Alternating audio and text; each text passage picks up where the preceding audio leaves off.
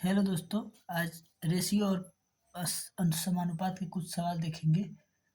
आइए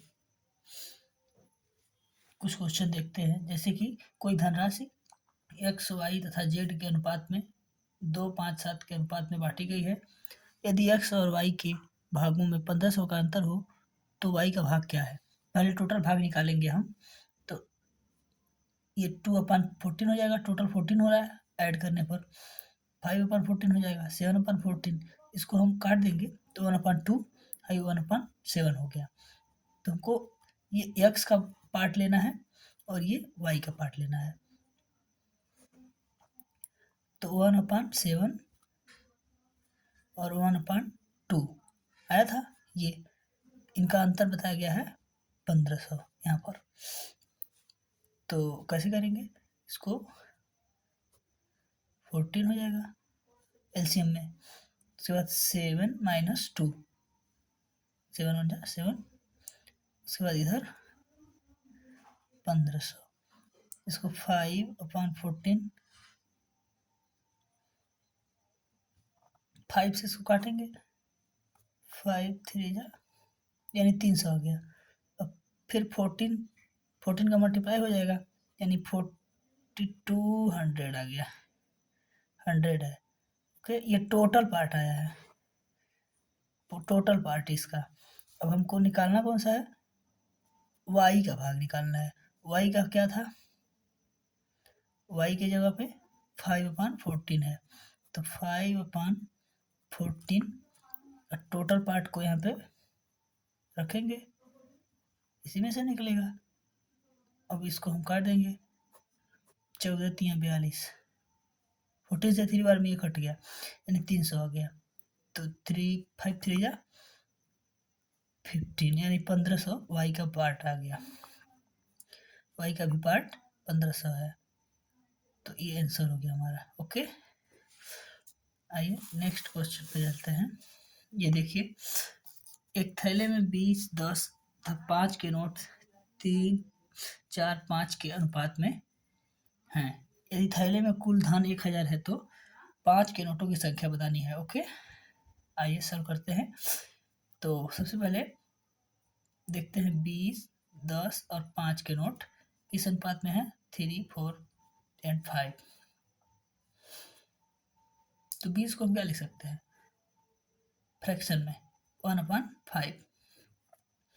10 को 1/10 लिख सकते हैं। 5 को हम ऐसे ही रहने देंगे, 5 1 1 रहने देंगे।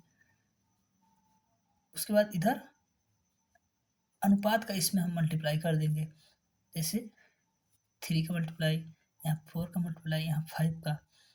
देखिए क्या आ गया, 3/5, यहाँ पे 4/10, इधर 25 कुछ नहीं 1 है। तो हमको ये लास्ट रेशियो मिल रहा है, 25 मिल गया। तो पूछा गया था 5 के नोट, यानी 5 से टोटल हमारा कितना है, तो 25 इक्वल टू, अगर हम 1000 रखेंगे 25 से 1, अपना ये वाला पार्ट निकाल रहे हैं, 5 के इक्वल में यही है। 5 का नोट जो है इसका अनुपात 5 में ही दिया है, तो 5 का रेशियो हमने निकाला जो 25 आ गया। तो 25 से इसको डिवाइड कर देंगे, तो 25 4 जा 100 यानी 40। ये तो 40 आ जाएगा हमारा आंसर। इस थैले में 40 नोट होंगे, ओके। तो पहले हम इसको इसका रेशियो में बदल लेंगे, उसके बाद इसका मल्टीप्लाई कर देंगे। उसके बाद जिस रेशियो का पूछा होगा उसका हम टोटल में ले जाकर डिवाइड कर देंगे, ओके। ये हो गया आंसर। आइए थर्ड क्वेश्चन देखते हैं। आई होप आपको समझ में आ रहा होगा। इस शॉर्ट ट्रिक बता रहे हैं, जल्दी से सॉल्व करना होता है आजकल एग्जाम में। एक शहर में पुरुष स्त्री तथा बच्चों की संख्या का अनुपात 4 5 11 है। यदि बच्चों की संख्या 176 हो तो पुरुष तथा स्त्रियों की संख्या क्या होगी, ओके। ये आप लगाएंगे तो वैसे इजी है। पुरुष स्त्री तथा बच्चों की संख्या का अनुपात 5:4 4:5:11 है। ओके, और बताया गया है कि बच्चों की संख्या जो है, बच्चों की संख्या कितनी है, 176 है। ओके,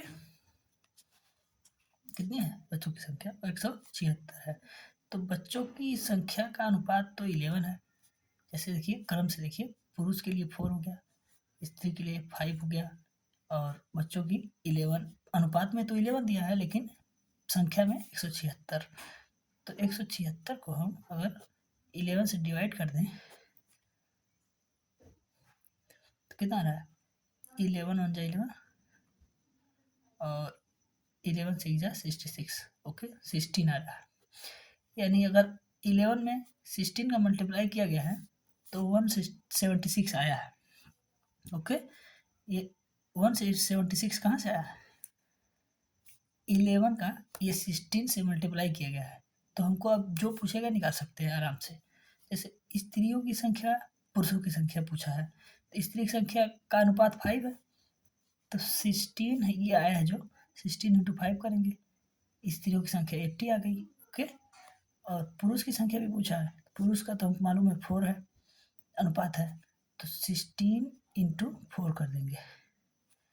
तो 16 इंटू 4 कितना होता है, 64, यानी 64 मैन है और 80 वुमन है, यानी सी हमारा आंसर है। ओके, आई होप आपको समझ में आया होगा।